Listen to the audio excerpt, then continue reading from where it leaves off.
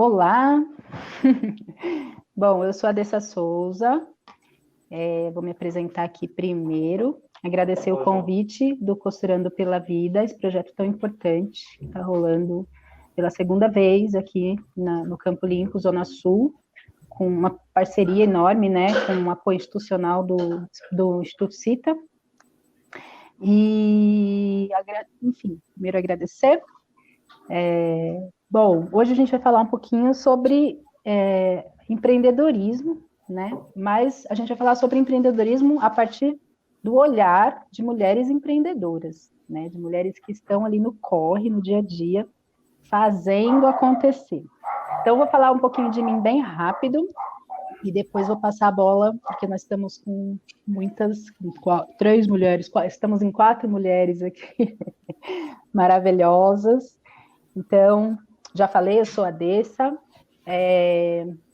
eu nasci e cresci na cidade de Carapicuíba, não sou uma pessoa paulistana, então sou quase que interiorana ali.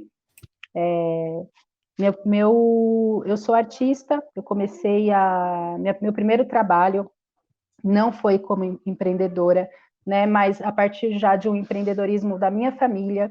Trabalhei como assistente de transporte escolar, com 13 anos de idade, isso é muito maluco.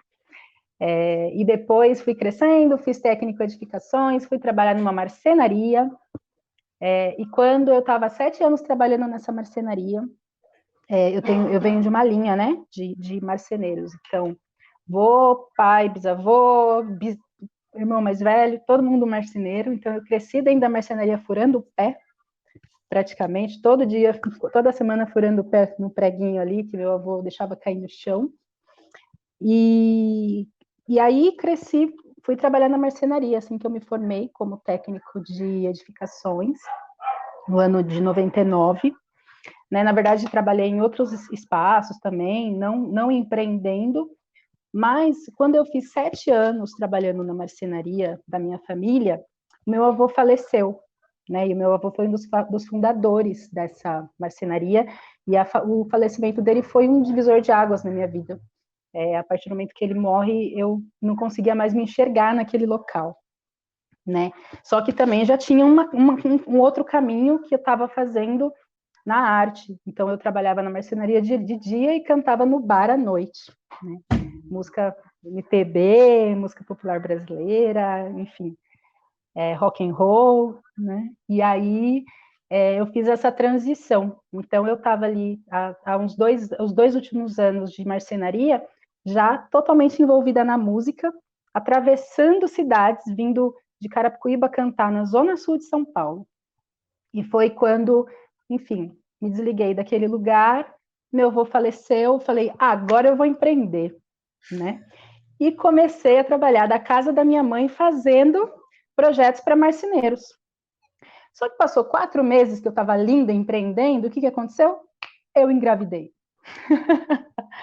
E aí foi o momento que eu falei, bom, agora, sendo mãe, é fato, é real de que eu não vou mais bater cartão para ninguém. Eu não tenho condição de sair de casa 5, 6 da manhã, voltar 8 da noite e deixar essa coisinha linda longe de mim, né? Então, eu vou trabalhar de casa para poder ficar perto dessa pessoa.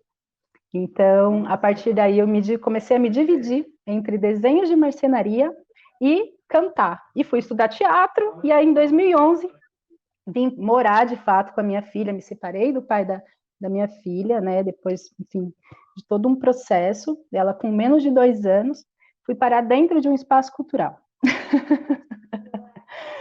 Ou seja, então, já são, vamos dizer, a Cecília tem 11 anos, já são 11 anos de empreendedorismo, e eu não me arrependo de nada, toda uma história sendo criada a partir desse fazer que é toda hora transformado, né? E quem me impulsionou, quem falou para mim, amiga, você vai empreender, foi Cecília, antes mesmo de nascer, né? Então, isso é o que eu trago aqui agora. E depois, agora eu queria passar a palavra para a Eneida. Eneida, queria que você falasse eu conheço a Eneida, né? Que é mãe, que é empreendedora, que trabalhou, fez umas cooperativas, não sei o quê. Acho que a Eneida eu conheço desde quando eu me tornei empreendedora, mais ou menos. Então, eu te conheço bem de fora, assim, tenho o meu olhar para cá, né? Sobre, o meu olhar daqui sobre você. Mas queria que você falasse um pouco quem é a Eneida e qual foi o seu primeiro contato com o empreendedorismo. Bem, Ai, bem Bessa, vapt-vupt. obrigada, né? Eu sou sim paulistana, né? Uma paulistana aí meio bem longe do território que eu tô hoje, né? Quando a gente fala das proporções São Paulo. Então, eu sou da região da Zona Sul, lá de Parelheiros, Jardim Varginha, Grajaú como macro-região, né? Jardim, o quilômetro 28, tinha uma brincadeira que é assim, cuidado com ela que ela é do 28. 28 você tinha aí uma característica de violência muito grande, né? Sou filha de um pedreiro e uma dona de casa, costureira e crocheteira e faxineira e mulher, né? E eu com 9 anos eu já fazia faxina para vizinha em troca de sabonete, né? Era mais ou menos isso. Então, assim, eu comecei a trabalhar de fato fora de casa, né? Que era aquela rotina, né? Se a filha é mulher, ela tem que limpar a casa, tem que cozinhar, tem que arrumar, né? Tem que passar, lavar e fazer tudo. E essa habilidade, né? Que é meio recorrente aí do fato de ser mulher mais velha, né? Ela acabava passando aí, né? E minha mãe vendia os meus trabalhos aí para as vizinhas que pagavam em sabonete, perfume, pano de prato, né? As coisas que eu super usava. E aí, com 14 anos já comecei a trabalhar, né? Nesse período dos 9 aos 14, eu estava vendendo produto de catálogo, estava me virando aí com o que eu podia, né? Com 14 anos eu fui trabalhar em chão de fábrica, né? Super responsável, aquela pessoa com 14 anos, né? Já trabalhava em chão de fábrica, então assim, meu primeiro registro, você falou de anos desse, eu vou humilhar aqui, meu primeiro registro foi em 1986. Eu tinha 14 anos, trabalhava da 1 às 10 numa fábrica de embalagens de cosméticos, né? De lá para cá, eu fui me virando, né? Fazer faculdade era uma coisa assim muito distante. Imagina, né? Quem é que nasceu no Varginha, né? Filha de pedreiro e de faxineira, vai fazer faculdade? Isso é coisa de louco. Então, assim, eu meio que criei meu projeto de vida ali para cumprir o que eu tinha sido destinada, que era casar, ser mãe, né, cuidar de uma casa e ser uma boa esposa, né? Então eu fui formada para ser essa boa esposa. Só que eu não sei, né? Nunca deu muito certo isso. Então eu fiz saí da oitava série, padrão na minha época era terminar a oitava série, está formado. Você terminou os estudos, era terminar a oitava série. Terminei a oitava série, na escola que eu estudava no meu bairro não tinha ensino médio, né? Aí eu tinha que ir para um bairro bem distante, eu ia a pé, né, para fazer o ensino médio. E aí cada porta que você abre, abrem 20, né? E aí você vai descobrindo que existem possibilidades de estudo, de formação.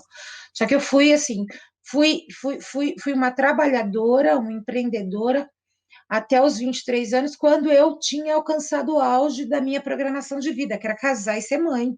Então, eu com 24 anos parei tudo e virei mãe, né? Eu não contribuía em casa, eu fazia faxina, trocava fralda e cuidava de tudo. E aí, depois de um tempo, eu descobri que meu casamento não era aquilo que eu queria, não era aquilo que eu queria para minha vida, né?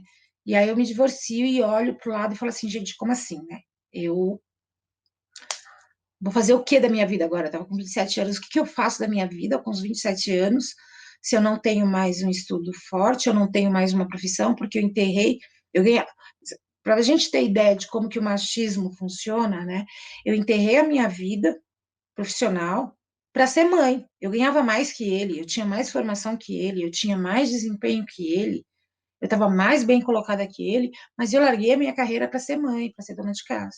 E aí, quando eu me separei, eu não tinha mais uma tábua aí Aí eu voltei para o zero, sem telemarketing aí, para começar a crescer, né? Então, acho que é só um pouquinho aí, né, de que assim, isso aqui é o que sou eu, né? Então, sou uma pessoa de resistência e resiliência aí, só para a gente continuar a apresentação. Linda, linda, linda. A Eneide trouxe uma coisa bem legal, porque quando eu fui falando da minha trajetória, eu falei só do meu pai, né? Só falei dos homens. E é muito louco isso, porque é legal que ela trouxe essa coisa do machismo na fala, né? Do quanto o machismo está embrenhado na gente.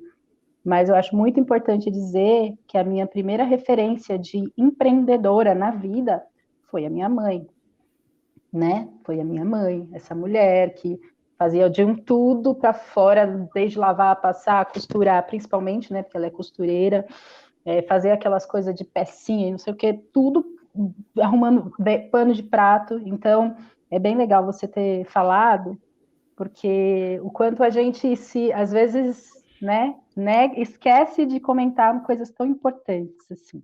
Obrigada, sua linda. Aí eu queria ouvir Simone agora. Simone, quem é você? Me conta quem é você e qual foi sua relação, primeira relação com o empreendedorismo. Oi, eu vou começar falando um pouquinho também de onde eu nasci. Eu nasci na Bahia, né? Eu vim para São Paulo com 8 anos, fiz 9 aqui. Eu sou a filha número 10 da minha mãe e do meu pai, né? Minha mãe se manteve casada com meu pai até o final da vida dele. Hoje ele é falecido. E a minha mãe veio da Bahia com eu e a minha irmã menor e mais 2 irmãos. Uma de 13 anos, que já tinha uma casa de família para trabalhar aqui, e eu e a minha irmã que ficamos em algum tempo nas casas de tios, porque a minha mãe trabalhava de dormir na casa de outra pessoa, né, de empregada doméstica, e dormia lá, para cuidar justamente de uma criança.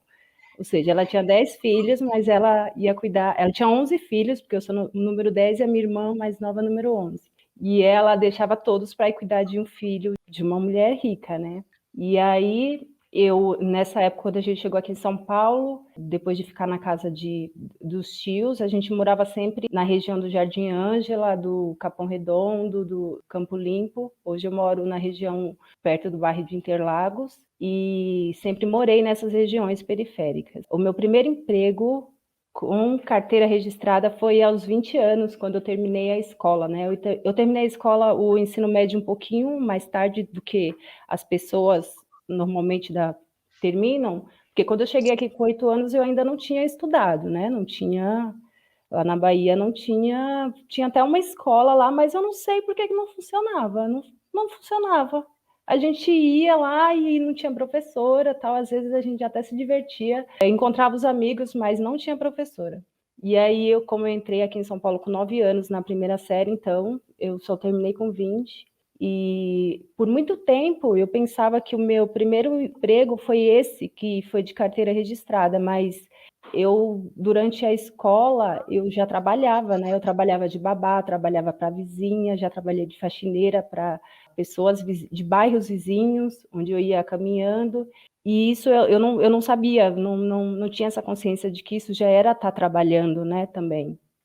E aí eu comecei a trabalhar de carteira registrada, fiquei dos 20 até os 24 anos, e aí foi quando eu tive a minha filha com 25 anos, e aí eu precisei parar, sair do emprego para ficar cuidando dela. E esse período durou 12 anos quase. Foi quando teve teve uma crise no trabalho do meu marido, e eu percebi que a gente tinha que fazer, eu tinha que voltar a trabalhar, tal, mas eu não tinha ideia de como empreender, né? O empreendedorismo surgiu assim na minha vida depois que eu fiz uma oficina justamente com a Andessa, né?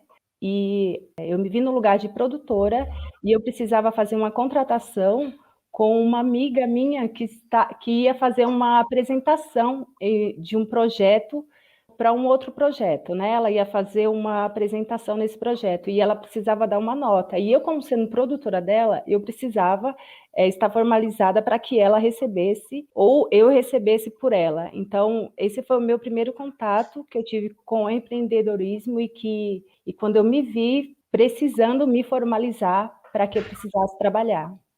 Mara, lindeusa. Teve uma coisa que a Si falou que eu acho bem importante também pontuar, que ela fala, eu já fazia um monte de coisas e nem sabia que aquilo já era trabalho, né? Que é muito louco, que é muito lugar do empreendedor mesmo, assim, né? Quando você, eu me lembro muito disso, de quando você fala, tô saindo fora desse cartão de ponto aqui, porque isso não me representa mais, e eu quero fazer alguma coisa, né? E isso é o meu lugar, né? É o meu lugar, eu escolhi parar para começar, né? Para muitos o empreendedorismo é a necessidade mesmo, para a grande maioria, né? Então, somos milhares de desempregados, e aí o empreender, ele é o mínimo que a gente pode fazer para sobreviver, né? Mas como isso é visto de uma forma até que pejorativa, assim, né? Ah, tá fazendo bico, né? Tá fazendo muito bico e não sei o quê.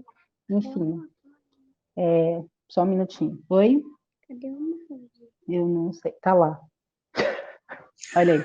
Mãe empreendedora é o quê? A criança vem falar com você, no meio da sua fala, você fica perdido, mas vida que segue. Achou? Enfim, e aí acho bem massa pontuar isso, né? Acho que depois a gente pode falar um pouco mais sobre isso, sobre esse lugar do empreendedorismo, né? E eu vi Eduarda Alves, quem é você, meu bem? Como que o empreendedorismo chegou aí? Nossa, quantas coisas, mulheres. Boa noite. É uma fala comum e eu acho que é inevitável não começar falando sobre ancestralidade, sobre quem veio antes, né? Eu sou filha de baianos, mas nasci aqui em São Paulo, eu e meu irmão. E a minha infância, assim, até os 12 anos, eu morei em Paraisópolis, sempre morei na periferia, na zona sul de São Paulo. Morei em muitos lugares, mas inicialmente lá. A minha vida toda eu vi os meus pais saindo muito cedo para ir trabalhar e voltar bem tarde. Então eles tinham que me manter ocupada, assim, o quanto possível, né? Porque eles não estavam em casa e aí, enfim, tinha escola e depois disso eu ia para outros lugares, fazer cursos e tudo mais. Eu estive dentro de uma ONG, onde eu fazia muitos cursos, e um deles era canto. Eu me interessava muito pela vida da minha orientadora, assim, ela era atriz e cantora. E aí, um dia, eu questionando, ela me disse que pagava todas as contas dela com dinheiro da arte e cultura, e eu fiquei assustada e me lembro de pensar assim, caramba, é possível, né? E aí isso virou uma possibilidade na minha cabeça, assim, a partir daquele momento. Eu vejo isso muito claro, assim. E aí fui crescendo, eu deixei Paraisópolis e me mudei para o Campo Limpo. E aí, no fim do meu ensino médio, eu tive um interesse muito... No fim do meu ensino fundamental, eu tive um interesse muito grande por teatro. E eu ia assistir algumas peças e eu entendia que eu queria muito aquilo para minha vida, assim. E aí, voltando para os meus pais, eu acho que isso é muito importante, assim, porque eles foram sempre um pilar e um apoio, né? E isso é muito necessário, assim. Eles nunca me questionaram ou disseram para mim que não seria possível, assim, por mais que a gente fosse e é uma família periférica e a gente sabe das dificuldades que é trabalhar nesse meio, eles nunca me deixaram de estimular, assim, nesse sentido, né? E aí eu queria muito estudar teatro, mas também não tinha, os meus pais não tinham como pagar um curso para mim, né? E aí eu pesquisava muito, eu encontrei um curso de teatro gratuito, mas ele era no centro de São Paulo. E aí eu estudava na Vila Nova Conceição e eu precisava de grana, pelo menos, para ir até lá, né? Pensando nas possibilidades de conseguir esse dinheiro para alimentação e condução, eu comecei a produzir peças, acessórios de cerâmica que eu vendia para as pessoas próximas, assim, colares. E aí deu certo durante um tempo, eu expunha nas minhas redes sociais e eu conseguia essa grana para poder ir até lá e tudo mais. E aí eu acabei ficando tanto tempo nessa escola que eu comecei a trabalhar lá dentro. Tinha um espaço de lanches, assim, e eu estudava e trampava lá, e terminei a escola e continuei lá.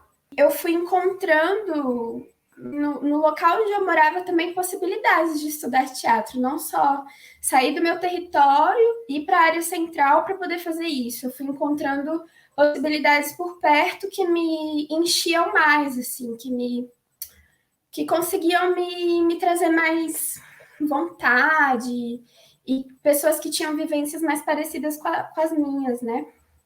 E aí, hoje em dia, eu integro uma coletiva de teatro aqui no Grajaú, que é onde eu resido atualmente. E nesse período todo, assim, de estudar e de terminar os estudos, o estudo formal, né, do ensino médio, eu entrei num projeto de política pública chamado Jovem Monitor Cultural, que é um projeto muito importante. Eu consegui trabalhar em casas de culturas e centros culturais de São Paulo, ao todo foram 3. Eu conheci pessoas, muitas pessoas, inclusive a Desse e a Simone, que mudaram muito a minha vida, assim, em vários âmbitos. E aí eu me formei em produção cultural e gestão cultural nesse programa. Terminei o meu período nesse lugar e no mês que eu terminei, no mês seguinte, eu entrei como trabalhadora da Pinrolê Invenções e fico muito feliz com isso, com essas mulheres que estão aqui, com a Simone e com a Dessa, que, assim, eu sou muito juvenil nessa área, né? E eu vivo aprendendo muito com elas em relação a empreendedorismo, articulação cultural, e isso me mantém muito hoje em dia e me dá muitos impulsionamentos em vários âmbitos, assim. Eu acho que é isso que eu tenho para falar num panorama geral, assim, sobre mim nesse momento.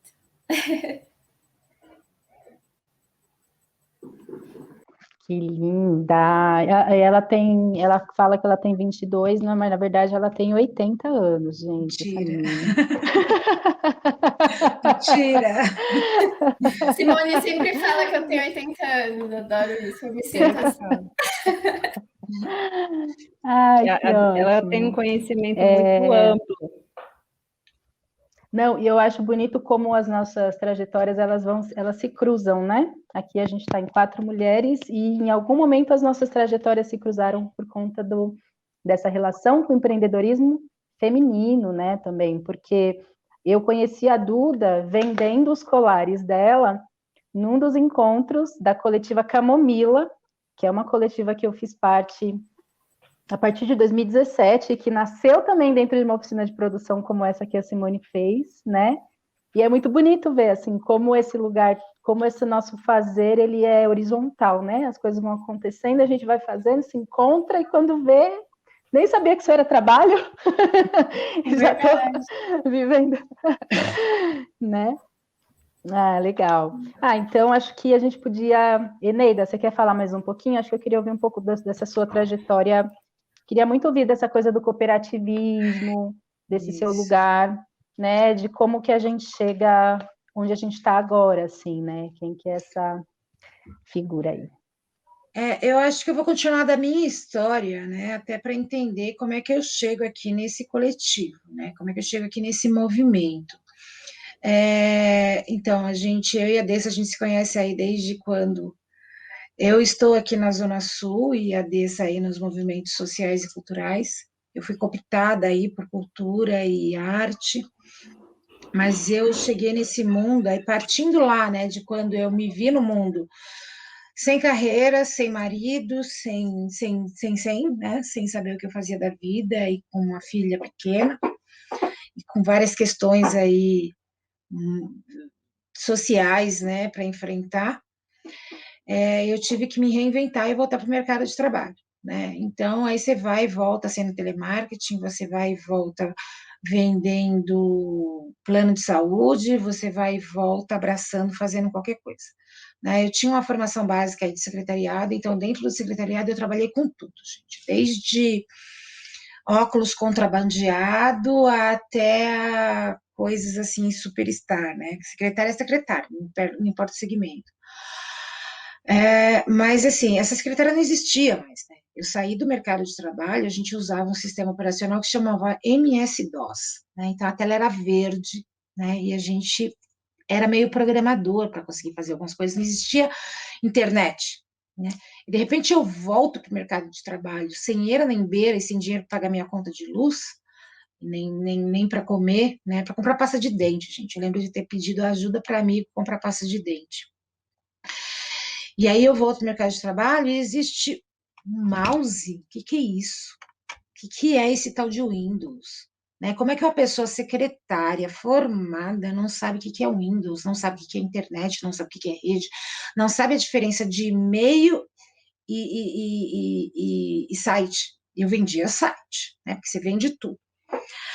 E aí eu voltei para o mercado de trabalho. Voltei para o mercado de trabalho e sempre nessa, né, de empreender.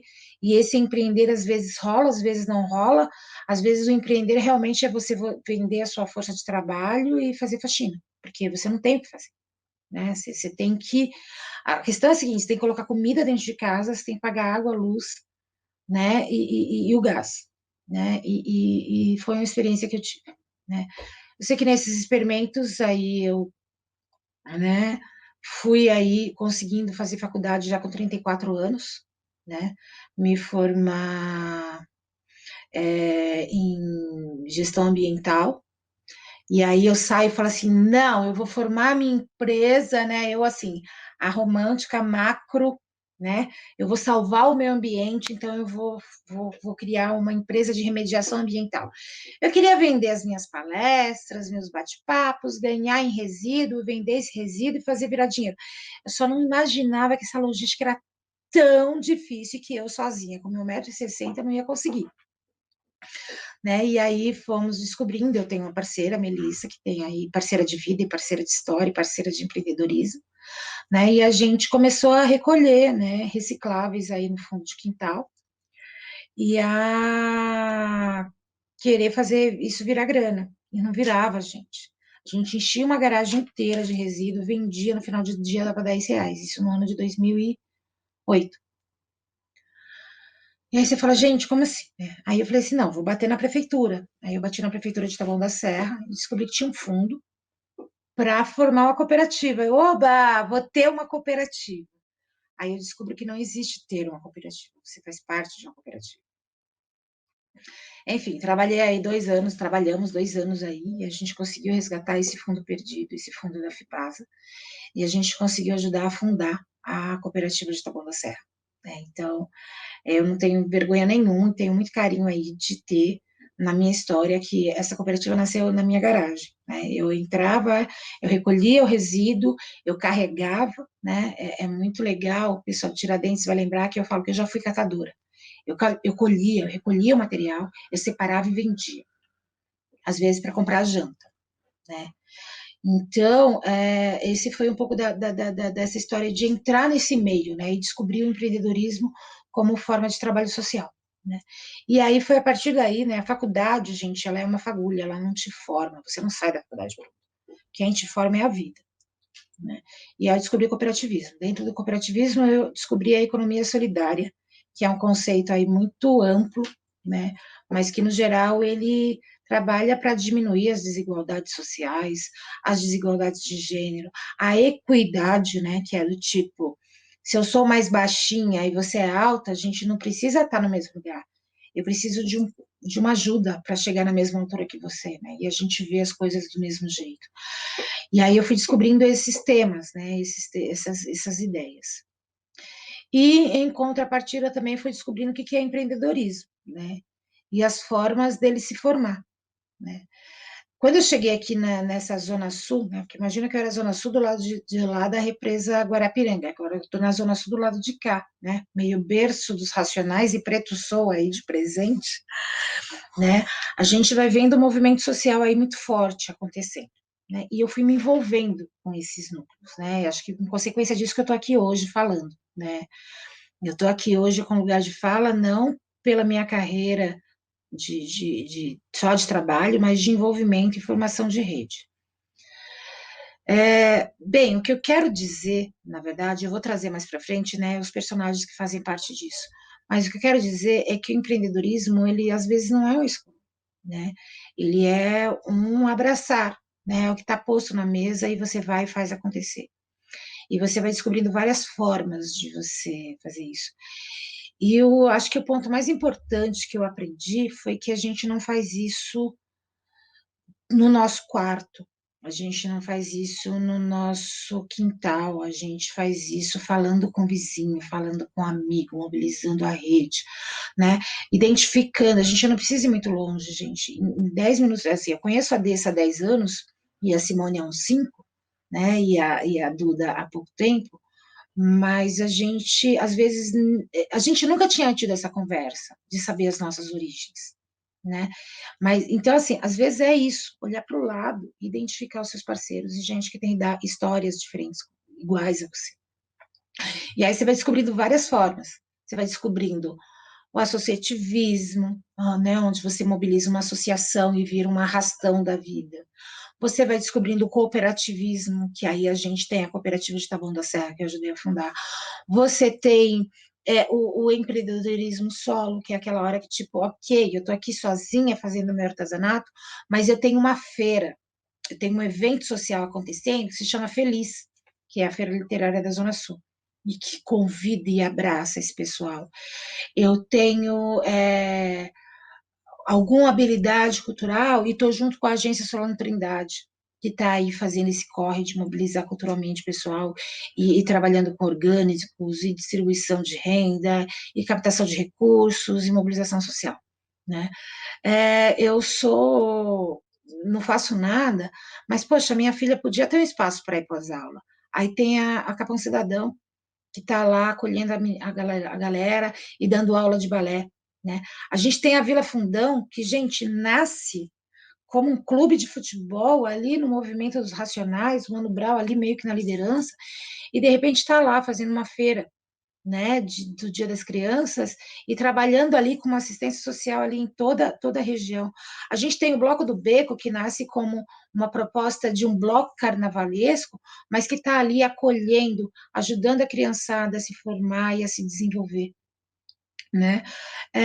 A gente tem o Bar do Binho, gente, um boteco. Vocês têm noção do que é um boteco? Virar um dos maiores pontos de referência cultural da Zona Sul, com o Sarau do Binho, que tem história aí, a gente tem a liderança fantástica do Binho e da Suzy aí, fazendo acontecer e juntando, né? É muito importante a gente entender que às vezes não é só o que a gente faz, é como a gente é referência, né? Eu tenho certeza que eu sou referência, não sabendo, tipo, eu não sou artista, não sei cantar, não sei dançar, não sei fazer um monte de coisa, mas eu tenho amigos, e esses amigos é que vão fazer a ligação e a gente vai se ajudando, né?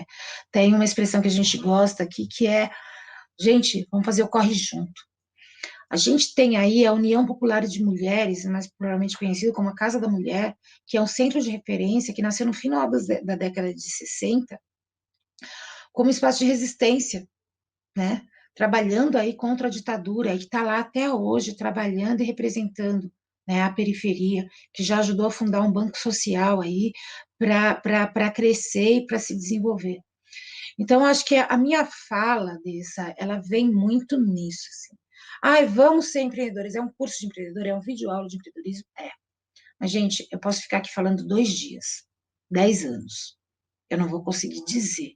Eu só quero dizer que essa semente, esse start, essa coisa do tipo, eu não vou passar fome sozinha, eu não vou eu não vou fazer isso aqui sozinha, eu não vou me matar fazendo uma blusa durante 10 dias seguidos de crochê e vender por R$ 50 e o pessoal ainda dizendo que tá caro, afinal de contas é só uma blusinha.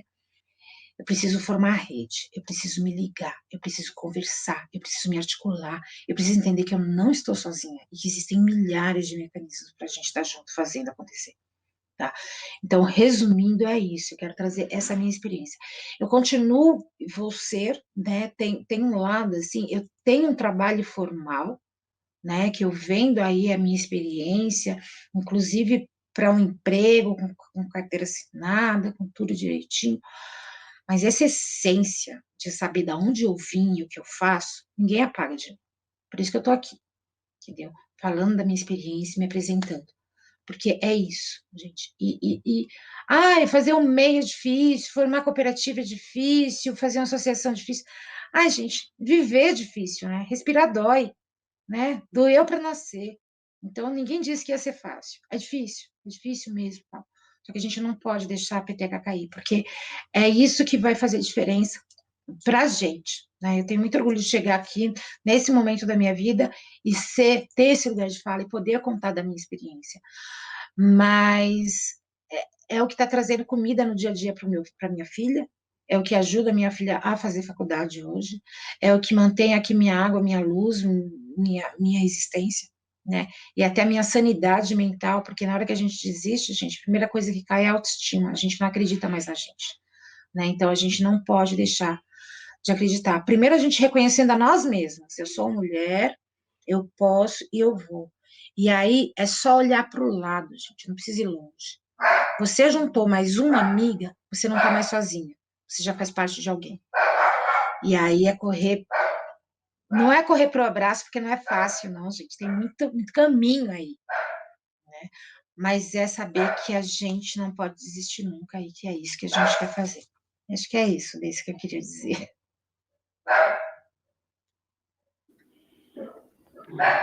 Maravilhosa! Teve 2 pontos na sua fala, Eneide.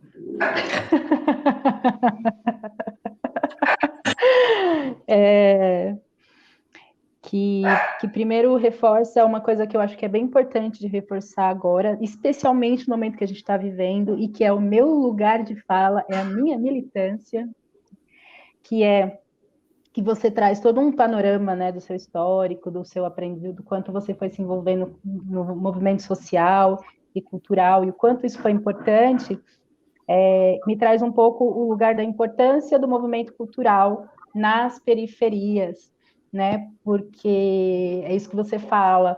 Eu posso costurar, eu posso vender colar, eu posso fazer artesanato, eu posso vender comida, eu posso ser eletricista, né? Mas o movimento cultural nas periferias, ele tem esse poder de agregar, de juntar pessoas, né? Então, a gente sempre fala muito sobre isso, assim, sobre como o bar do Binho, um boteco numa esquina no Campo Limpo, agregou pessoas de um jeito para hoje existir a Feira Literária da Zona Sul, né? E o quanto a União Popular de Mulheres foi esse canal, esse espaço inicial, por exemplo, para nascer a Agência Solano Trindade com um banco comunitário, sabe, com um empréstimo microcrédito, assim, mas me traz muito essa reflexão da importância do movimento de cultura, porque agrega pessoas, e quando você agrega pessoas, você tem uma rede para vender o seu produto, né? Então, super linda a sua fala, obrigada, eu acho que isso adorei, assim, fundamental. Teve uma outra coisa que você falou sobre o caro, né? Vou dar um exemplo da minha filha. Minha filha está com 11 anos e ela já tem o dinheirinho dela ali. E aí, esses dias, ela falou, mãe, eu quero te dar um presente. Aí eu falei, então, eu quero uma bolsa das Vieiras, que são umas mulheres lindas aqui da Zona Sul, que fazem umas bolsas lindas, uns brincos lindos. E aí ela viu lá o preço, negociou todo o valor com a menina, né? E depois ela falou, nossa, mãe, mas é caro, né? R$70 uma bolsa. Eu falei assim, você nunca pode dizer que o trabalho de uma mulher preta feito à mão é caro. Nunca vai ser caro. A partir do momento que a gente adquire esse material, amanhã alguém vai vir aqui comprar alguma coisa da gente, sabe? Então, eu acho que a gente está falando sobre essa roda, né? Sobre essa grande roda de trocas, assim, e o quanto é importante a gente apoiar um fornecedor, um empreendedor local. Ai, coisa linda. Aí, então, Eneide falou também sobre a questão das formalizações. E aí, acho que Simone vai trazer um pouco para a gente sobre a questão da formalização, né, de ser um MEI, de quais são essas possibilidades. Aí, quero te ouvir. Sim, aproveitando que a Eneida falou, né, sobre que não é fácil, viver não é fácil, né, ainda mais para a gente, né, mulher, que parece que tudo vem, todo coro vem em dobro para a gente, né, a gente precisa lutar um pouquinho mais, precisa primeiro provar que a gente não é louca para fazer qualquer coisa, né, a partir daí, e esse lugar de empreendedor, ele vem ele não é fácil da gente tá nesse lugar, e não vai ser fácil. Não é tipo, agora eu sou empreendedora, a coisa é fácil, não. A gente precisa se formalizar e se atualizar, né? Sempre. A Eneida falou também que quando ela estava no mercado de trabalho as coisas eram de um jeito, depois que ela saiu, voltou, as coisas tinham mudado todas. E isso não é uma característica. Essa mudança, ela tinha um período maior para acontecer em 20 anos atrás, mas hoje essa mudança acontece, a gente vê que mesmo da pandemia para cá, a gente precisou usar ferramentas que a gente nunca imaginava. Então, a gente precisa estar sempre se atualizando para conseguir, para estar atuando mesmo como empreendedora individual, que seja lá, né, como que for. O segmento de empreendedorismo que eu trabalho é o de serviço, né? Você sendo uma MEI, eu vou explicar um pouquinho o que é MEI. MEI significa microempreendedor individual. As pessoas, elas se formalizam como MEI para ela poder ter um CNPJ, poder... o meu segmento é serviço, mas existe o segmento de serviço e de mercadoria, né? Porque tem o produto pode ser mercadoria ou serviço. O meu é serviço, mas tem o de mercadoria. E quando você é MEI, você pode emitir uma nota fiscal. Você pode vender um produto e emitir uma nota fiscal. Então, você chega em outros lugares que você, como... eu não vou falar informal, mas perante a lei, perante a MEI, você é informal se você não emite uma nota fiscal. E a gente sabe que não é informal porque a gente está ali trabalhando, né? Parece que falar o informal parece que é uma coisa ruim, mas não é sobrevivência, porque ainda a gente não teve acesso, né? Quando eu voltei para trabalhar fora, eu também não sabia que dentro de casa eu estava trabalhando, né? Porque eu trabalhava muito como mãe dentro de casa. E aí, quando eu fui trabalhar fora, eu fazia alguns trabalhos e eu vejo que dependendo do ponto de vista, alguém chama bico, dependendo do ponto de vista, alguém fala assim, é freelancer, né? E aí eu não tinha formalização até eu entender que eu precisava uma hora receber, só ia receber se eu emitisse uma nota fiscal. E aí que eu fui ver onde que eu tirava isso.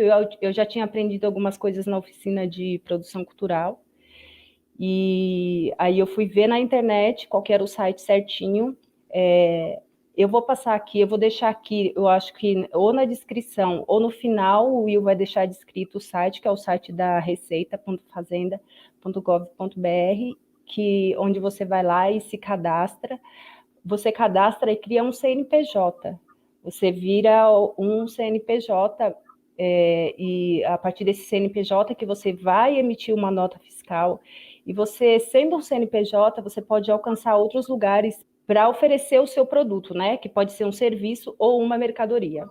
Por exemplo, se o seu produto for uma mercadoria, você pode alcançar esses sites de vendas, né? Porque a gente sempre vai começar a vender o produto ou serviço para quem for mais próximo da gente, mas tem uma hora que a gente já vendeu para todo mundo que está próximo, assim, né? E a gente quer vender mais, e a gente precisa vender mais. E a gente pode chegar nos lugares de um site de vendas, a gente pode ter uma maquininha, né, de cartão que amplia bastante o alcance das nossas vendas.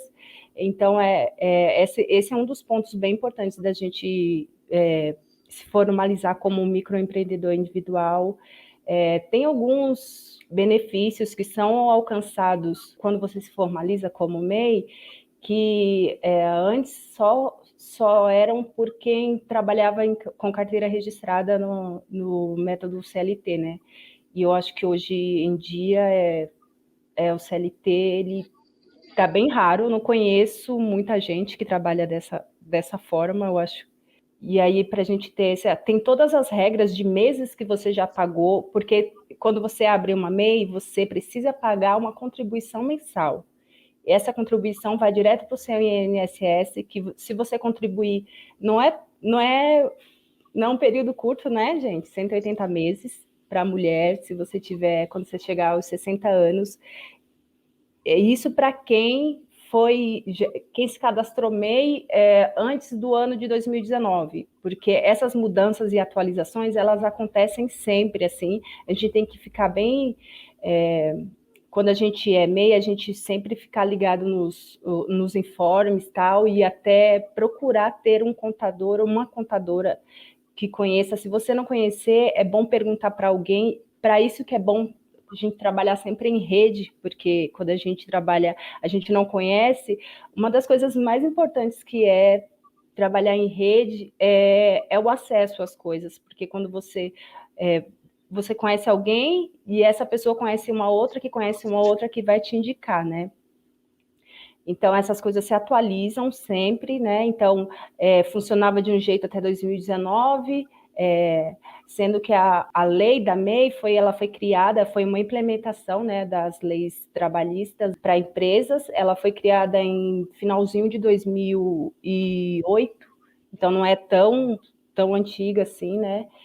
E de lá para cá vem mudando e vem se adaptando e vem precisando de correções. Aí, quando você vira MEI, você precisa pagar corretamente essa taxa que vai lá para o INSS para você se aposentar depois. Que quando você paga essa taxa, você fica com as possibilidades de poder fazer as coisas, porque se você não paga, você fica com o nome sujo, né? Em alguns lugares. Então, se você for precisar emitir uma certidão para fazer algum serviço junto ao órgão público, você não vai poder fazer se você não pagou a taxa e não libera para você emitir nota, tal. Então, não é... Aí, voltando àquilo que a Eneida falou, não é fácil. A gente precisa saber que existe e que, se a gente puder, a gente se formalizar. Eu sou muito, muito a favor da gente tentar se formalizar.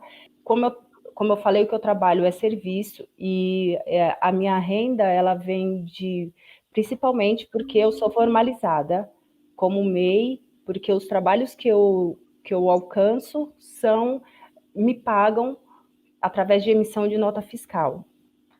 Eu acho que não sei se eu tenho mais alguma coisa para falar sobre a MEI. Simone, você foi ótima, Deu. ótima. Eu acho que, assim, além da MEI, você tem que apresentar que, assim, a MEI tem seu custo, né? Ele é mensal, independente de você estar trabalhando ou não, independente de você ter renda ou não. Mas existem outras possibilidades. O cooperativismo é uma pessoa jurídica, o associativismo é uma pessoa jurídica, que você está formalizado, você está recolhendo. Uma empresa aí entre amigos de sociedade limitada é possível, sabe? Então, eu acho que é legal você meio que salpicar isso. O que vocês acham? Já me meti. Eu acho massa. E eu também acho legal falar o valor da contribuição para as pessoas não ficarem achando que é uma coisa assim de outro mundo, sabe? Tipo, sei lá, R$500, não tem nada a ver. E acho que isso que a Eneide falou é massa. Também tem uma declaração anual também. Acho que isso é legal. É que você não pode abrir o MEI para ser costureira e falar assim, tá, eu abri o MEI. Você vai adquirir uma dívida, assim, tem que contar o lado ruim também, sabe? O MEI, eu não acho. Eu sou MEI desde 2011. Eu tô devendo 44 DAS. É um bom exemplo aí. Né? Então, assim, não é tão simples assim, você não sai andando. Uma coisa que podia é ser boa, pode ser ruim se você não estiver atenta. Sim. Então, acho que você falou dos direitos previdenciários, né? Falou, né? Relacionados ao Seguro, MEI. olha, uma coisa que é impressionante no MEI, que eu acho que é muito importante destacar, é essa questão da gente ter direito ao auxílio-doença, gente. Mais do que aposentadoria, sei lá, quando eu vou envelhecer. Mas eu quebro o pé virando a esquina. E licença maternidade também. Eu acho que eu posso. Sim. É que eu pensei que a gente não ia abordar esses pontos tão assim, mas eu posso Mas falar. são pontinhos importantes, assim, sedutores, eu acho. Tá. Então eu acho que eu vou retomar. Posso retomar falando que sobre essa contribuição, né? Quanto que ela custa? Essa contribuição ela é 5% de um salário mínimo. Hoje o salário mínimo está 1.100, a MEI, se você iniciar, ela começa por volta de R$ 55, mas conforme os anos vão passando, né, você vai pagando essa contribuição, ela não fica só 5%, elas vão acrescentar algumas outras taxas. Por exemplo, a minha, ela está R$ 62, né, porque eu já tenho alguns anos, já 4 anos de MEI, então tem essa correção, mas a base é 5% do valor do salário mínimo, que esse também é um valor da aposentadoria. Se um dia você se aposentar pelo MEI, esse é a base de cálculo que você vai receber nessa sua aposentadoria, né? Tem um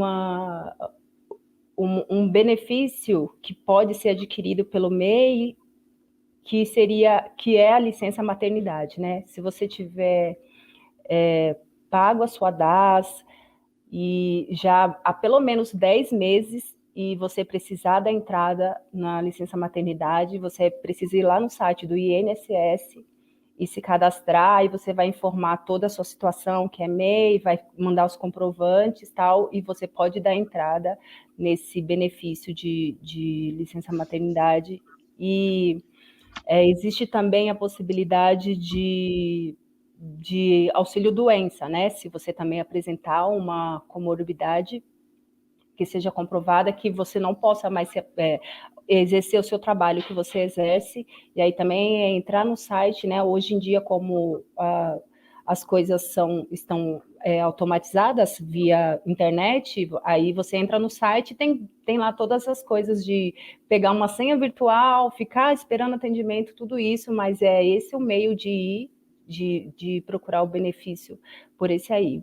Então, assim, não é de graça abrir a MEI, não é abrir e a MEI não te dá emprego, né? Na verdade, você se formaliza para você e você precisa pagar a sua MEI e para dar continuidade, né? Ela vai te dar acesso a algumas coisas, mas ela também ela precisa ser cuidada por você e que você precisa estar fazendo a manutenção dela, pagando todo mês essa DAS, e se não pagar, né, você fica com dívida.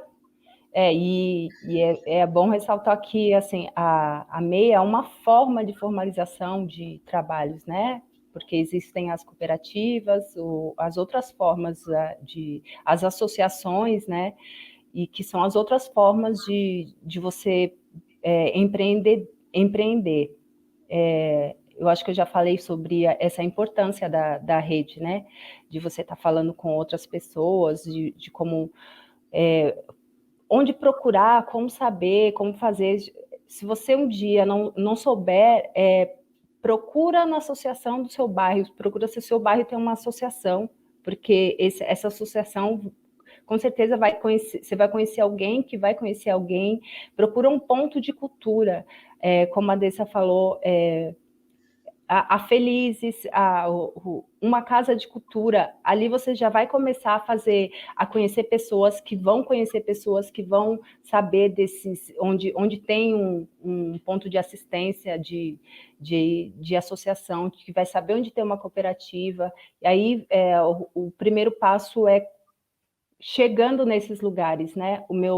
A minha vinda para o empreendedorismo foi chegando, né, na Casa de Cultura, foi conhecendo o teatro, fui querer conhecer como é que eu ia fazer para ganhar dinheiro com o teatro, e aí fui fazer oficina de produção cultural, e aí fiquei na produção cultural, e aí para receber, trabalhando como produção cultural, e aí eu fui entender que eu precisava me formalizar. Então, são coisas que vão levando as outras, mas elas começam de um ponto ali, né? Eu nunca tive nenhuma aula, embora eu tinha feito faculdade, eu fiz até o 3º semestre, mas eu não tive contato com essa forma. Não foi me explicado que existia essa forma de associação, de empreendedorismo individual, de MEI, então não foi passado. As coisas, elas meio que chegando, assim. Então, eu sempre falo que você conhecendo alguém, você indo para os lugares e sabendo, e se juntando, né? Porque uma coisa é você sozinha, quando você se junta, daí que é uma chance maior de que não vai ser fácil, não vai, mas de dar certo e de que você tenha pessoas para te levantar junto quando for preciso. Adoro! Muito massa, bom de ouvir. Bom, e aí tem todo esse processo, né? Temos eu acho muito legal essa nossa conversa, né? Porque a gente está falando de um lugar da cultura, né? Que é um dos lugares mais difíceis de empreender, né? Então, acho que é legal pensar isso também. Então, mulheres que estão nos ouvindo, com quem nós vamos conversar, se a gente consegue empreender fazendo cultura, meus amor, vocês com esse monte de capacidade que vocês têm aí, ó, vão arrasar, arrasar. Duda, Eduarda, Alves. Acho que a Duda vai trazer um pouquinho para a gente sobre a importância, né? Especialmente nesse momento que a gente está vivendo. Não que não tenha sido importante antes, mas a importância da comunicação nas redes, né? Nas redes que estão para além das redes de quem a gente conhece, mas as redes sociais, a internet, que é esse espaço onde a gente pode chegar no mundo. Conta para nós, Duda. É isso, né? Como a internet pode ser esse trampolim para as empreendedoras todas aí, e como essas redes aí online podem ajudar nisso, né? Eu tenho alguns pontos que eu quero abordar aqui, e aí pontos que vão ajudar essa trajetória online, né? E aí acho que eu vou começar falando sobre uma coisa importante antes de ir direto para as redes, né? Expor o nosso trabalho é muito importante, porque isso vai fazer com que as pessoas cheguem até nós e nos conheçam e conheçam as potencialidades, né? E a exposição precisa ser da melhor forma possível. Então, eu quero começar falando sobre fotografia para essa exposição nas redes. A melhor forma da gente fotografar um produto. Quando eu fazia as minhas peças, às vezes eu ficava o dia inteiro para fazer uma criação, e aí acabava só à noite, e gostava muito, e ficava muito empolgada, e queria mostrar para as pessoas, e enfim. Só que a noite não é o melhor momento para fotografar, né? A luz não é a melhor. Não vai dar certo, vai ter muita sombra e muitas coisas, né? Então, o ideal é que segura essa animação para outro dia, com calma, você vai criar um espaço ideal para fazer essas fotos dos produtos, né? Com a luz do dia. Como dica também, é muito legal que a gente pense num espaço mesmo para fazer essa fotografia, como um cenário, né?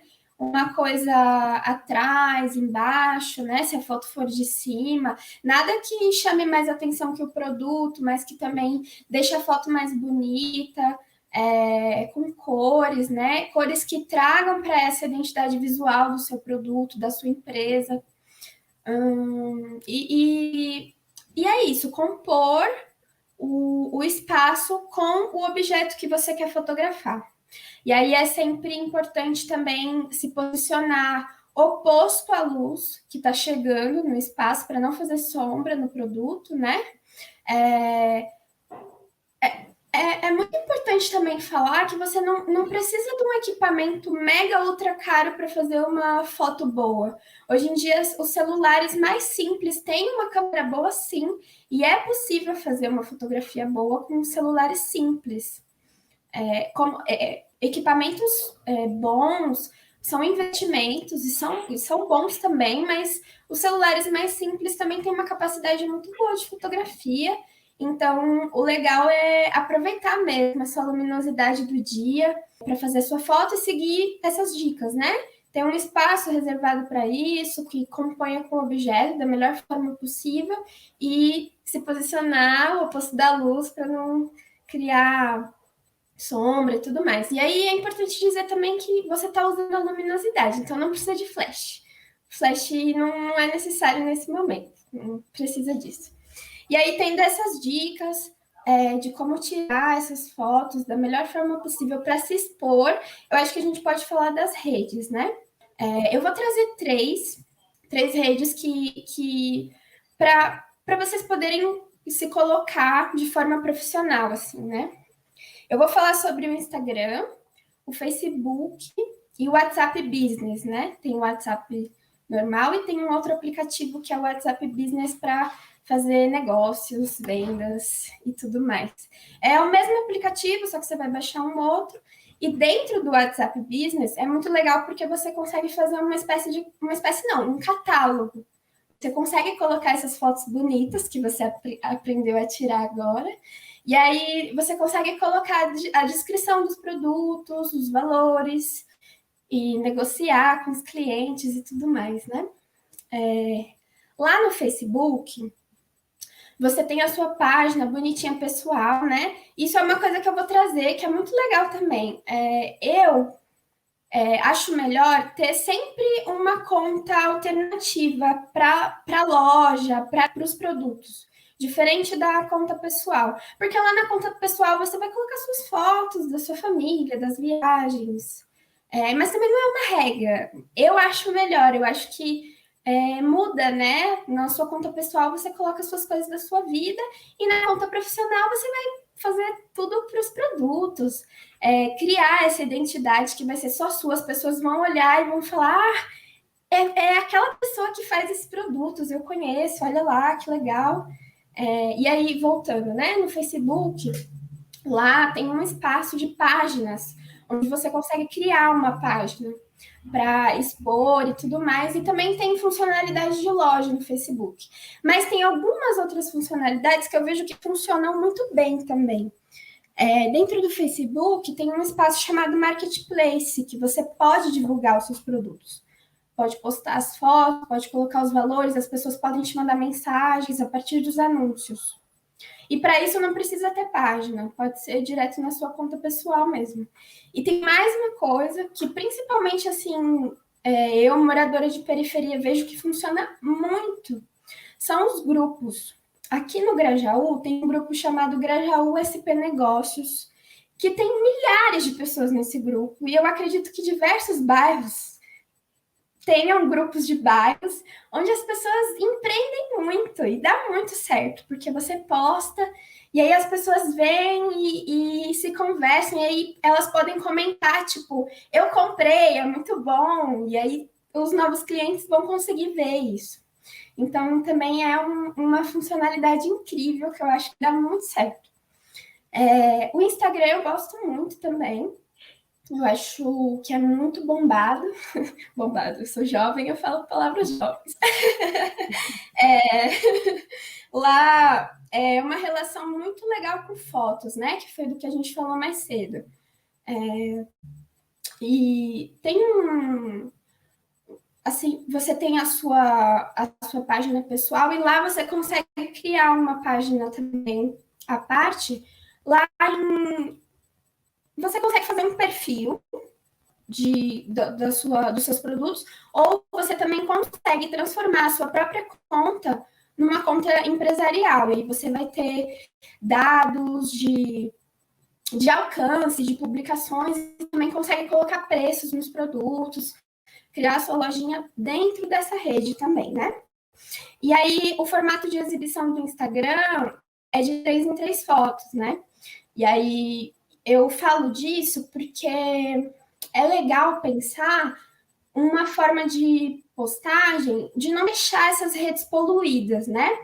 De não fazer publicações assim, várias, sem como é o nome dessa palavra? Sem um norte, assim. É bom você ter sempre na cabeça o que você quer atingir com qual publicação e pensar muito nessa lógica, que são 3. Pensar de 3 em 3 o que você pode fazer, assim. Eu pensei de trazer um exemplo de 3 publicações possíveis que você pode fazer. Você pode fazer uma publicação mostrando um produto novo, um produto para venda. Aí depois você pode fazer uma publicação falando sobre curiosidades daquilo que você produz, contando alguma coisa que você acha que seria legal os seus clientes saberem. E na terceira, você pode fazer uma publicação de um cliente usando uma peça que você está produzindo, assim. Eu acho que casa bem, e é uma ideia de 3 publicações, mas assim, é muito amplo, você pode pensar dentro do que você quer trazer para os seus clientes, o que você pode postar, e no Instagram também tem a ferramenta dos stories. As pessoas que compram, elas podem gravar stories e te marcar, então, e aí você pode republicar e as pessoas veem isso. Esse mundo, ele é muito diverso, tem muitas funcionalidades, e aí, pensando nisso, do público, também tem algumas ferramentas dentro dessas redes para angariar e trazer novos seguidores, clientes, que pode ser bem legal também. Uma delas, tanto no Facebook quanto no Instagram, é o impulsionamento. Você fez uma publicação e aí você acha ela muito importante e você quer que ela chegue em mais pessoas, né? Você vai pagar um valor para essa rede e ela vai fazer com que essa publicação chegue para mais pessoas que já são suas seguidoras, porque nem sempre as pessoas que te seguem vão ver tudo que você publica. Tem uma coisa de algoritmo que eu ainda não entendo muito bem, mas que nem tudo chega para todo mundo. E aí, essa funcionalidade faz com que essa publicação chegue para mais pessoas e também para pessoas que não te seguem, que não conhecem, mas que tem a ver com as coisas que ela consome na rede, né? Isso é bem legal. E tem uma funcionalidade que eu particularmente adoro, acho muito legal, que são os sorteios, que é muito bom para trazer novos clientes, seguidores, é muito legal. Você faz uma publicação do seu produto que você deseja sortear. E aí, na legenda da foto, você coloca as regras do sorteio, né? Você explica sobre o produto. E aí, eu vou trazer também um exemplo de regras, né? Você pode colocar lá que as pessoas que vão participar do sorteio, elas têm que seguir a página, curtir a publicação e fazer um comentário com 3 amigos dela. Marcar 3 amigos. E aí essas pessoas vão conhecer o seu produto e vão marcar mais pessoas, porque elas querem ganhar, né? Elas vão querer um produto legal, é um sorteio, e é divertido de participar, né? E aí mais pessoas vão conhecer a página, então é uma rede muito legal. E aí eu trouxe também o nome de um site que ele vai fazer esse trabalho dos comentários e de escolher um sorteado no Instagram, que é o Sorteiogram. Lá você coloca o seu perfil do Instagram, escolhe a publicação e ele vai lá escolher nos comentários a pessoa contemplada. E aí é sempre muito legal. Você pode fazer uma live, um vídeo para falar sobre o ganhador, né? E aí, essas 2 ferramentas que eu acho muito legal, assim, para trazer pessoas novas e tudo mais. E é isso, né?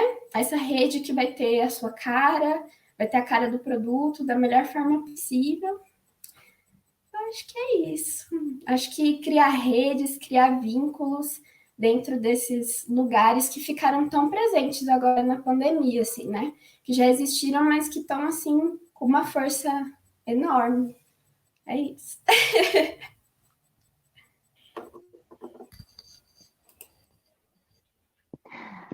Maravilhosa. Nossa, e tem muita possibilidade, né? A gente começa a fuçar, não quer mais parar, assim. Bom, super legal. Acho que cada uma traz um olhar bem legal, né? A Eneide traz um pouco sobre a questão dos cooperativismos, associações. Simone fala da MEI, que eu acho que é uma ferramenta bem importante. E a Duda sobre essas ferramentas da internet. Né? Então, acho que é a questão do empreender, né? Que eu acho que é isso. Inventei, tive uma ideia maravilhosa, tem um preço, e agora? Para onde que eu vou com isso? Né? Então, acho que é legal fazer essa linha mesmo, né? Criar uma rede, a Duda fala da questão do expor mesmo, mostrar, né? E aí ampliar essa rede. Meninas, queria saber se vocês têm alguma consideração final, né? Algum adendo ao que vocês trouxeram até agora. Quem quiser começar, se quiser começar pela Eneide, pela ordem que a gente estava. Eu acho que eu queria falar um pouquinho de empreendedorismo, né? Às vezes o consultor parece aquela pessoa que fala de longe, né? Ah, você faz isso, ou você tem que fazer aquilo, você tem que bater na porta do amigo, do vizinho. Eu queria dizer que, assim, além de toda essa questão, né? Eu falo, eu não sei cantar, não sei dançar, mas eu estou envolvida com movimentos culturais, né? Que eu vou atrás aí, encontro essas pessoas maravilhosas que eu tenho aí, né? Disponível. Além disso, a gente não pode nunca esquecer. Novamente, a gente não pode esquecer de onde a gente vem, né? Então, assim, eu sou empreendedora hoje ainda, parceira de artesanal. Eu vivo essa luta de saber legalizar, de entender, né? O que eu falo, gente, sou empreendedora há, não vou falar 50 anos, né? Mas 40 anos ali, desde quando eu comecei a fazer faxina na casa da vizinha, né? 40 anos aí de empreendedorismo e a gente vai descobrindo cada vez uma coisa para ser feita, né? Então, eu tenho que me regularizar, eu tenho que ter um registro no Ministério da Agricultura e da Pecuária, dependendo do meu produto, eu tenho que saber expor nas redes sociais, senão ninguém vai comprar, ninguém vai ver, né? Hoje a gente faz live e é um se vira uns 30 aí eterno, não dá para descansar, tá? E acho que a gente só descansa mesmo quando Deus quiser, porque não dá para descansar. Mas é muito importante a gente estar aí. A outra coisa que eu queria falar, justamente de empreendedorismo, é o seguinte: mas na minha região não tem um CITA, na minha região não tem uma agência de Trindade, na minha região não tem um PM, eu não sei onde que eu bato, qual porta que eu vou atrás, tal, não sei o quê. Primeiro, não é só esses movimentos que estão aí para ajudar. A gente tem aí serviços da prefeitura disponíveis para isso, né? O mais comum, mais rápido, mais fácil aí é o CAT, Centro de Apoio ao Trabalhador, de Atendimento ao Trabalhador, né? Então, vai lá, bate na porta do Sebrae, bate na porta do Senac, bate na porta do CAT, né? Descobre aí quem é que vai poder te ajudar, porque não dá para ficar sozinha, não, senão a gente cansa, né? Nada, nada, nada e não sai do lugar. E é isso, gente. Acho que eu queria concluir com essa fala aí, dizer que o mais importante é que, às vezes, ouvir quem está vivendo também faz a gente se motivar. Lembrei. Se você não achou ninguém aí na tua região que seja motivador, que seja aquela pessoa que já está fazendo acontecer, que tem as ligações, começa você, entendeu? Seja você a pessoa a estimular isso. Não tenha medo. A gente não tem errado, entendeu? A vida é experimentar. Então, começa você a mobilizar, começa você a estimular suas amigas, as suas famílias e a fazer o sustento, né? Tá difícil para todo mundo, gente, o corre tá louco mesmo, mas a gente tem que fazer o corre junto, né? Quando a gente fala de economia solidária, eu resumo nessa frase: economia solidária é fazer o corre junto. O jeito que você vai arrumar para fazer isso é uma descoberta, é uma aventura, né? Então, vamos fazer o corre junto, que a gente também não vai chegar sozinho.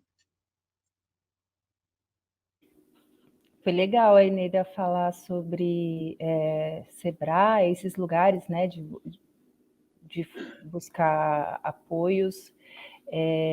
Eu queria aqui também para finalizar, né, falar que a gente tem muito mais pontos para falar, né, sobre a MEI, sobre como você abrir, em quais lugares você vai para fazer, para regularizar, né, que você precisa procurar é sempre a subprefeitura do município que você mora, então se você mora em Taboão, você vai lá em Taboão, se você mora aqui no Campo Limpo, você vai na subida do Campo Limpo, então são pontos que a gente pode estar aprofundando mais, que demoram mais e que são mais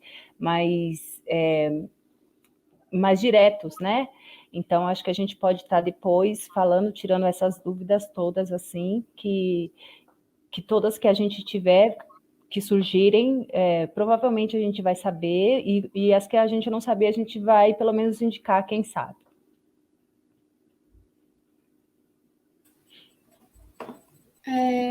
Acho que eu quero falar também, esse período que a gente está distante, assim, acho que essa troca que a gente vai ter com vocês que estão nos assistindo daqui uns dias vai ser bem massa, assim, mesmo que de longe, né? É tudo isso aí que essas mulheres maravilhosas falaram. E voltando às redes, acho que eu deixei de falar uma coisinha que também é muito importante para impulsionamento, que são as hashtags.